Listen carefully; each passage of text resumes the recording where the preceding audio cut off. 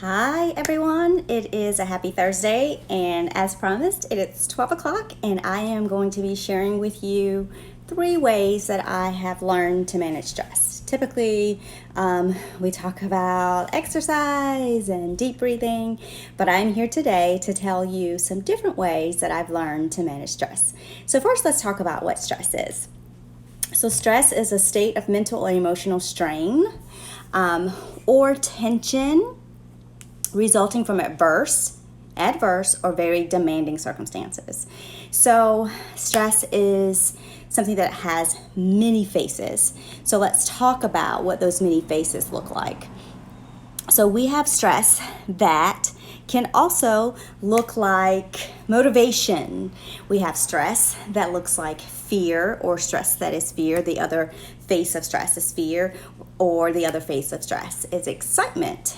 And so stress can carry negative connotations. And so here are 5 ways in each area that I've decided to talk about that can cause stress. One is money worries. I think a lot of us are in that place right now with COVID and losing jobs or having to take off jobs. Chronic illness or injury causes stress, and those are some negative things. Toxic people can cause stress. Traumatic events can cause stress. And if you're unhappy in your job, maybe you have too many responsibilities, or you're someone who you're a go-getter and you don't have enough responsibilities, that can cause stress. So those are some of the, negative.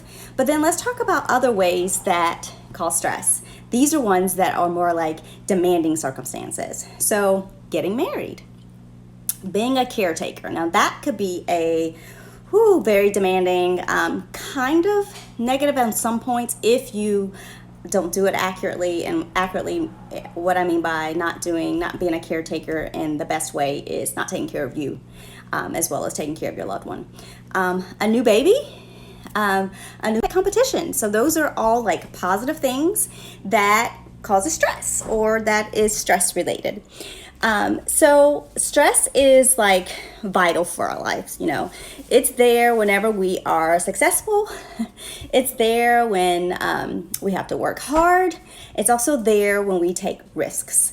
So I wanted to talk about how, because it's vital and because we need it, if you have too much stress, you paralyze yourself. If you don't have enough stress, you don't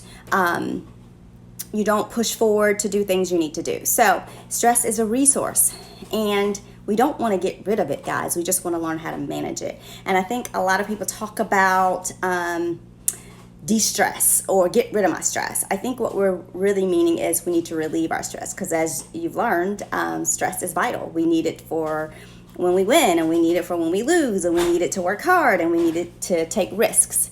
So what I wanted to talk about is 3 ways that I've learned to manage stress. Very different than what I've learned before. And in my Fight to Be Fit group, or my Fight Club free group this month, we've been talking about ways to relieve stress, ways to manage stress.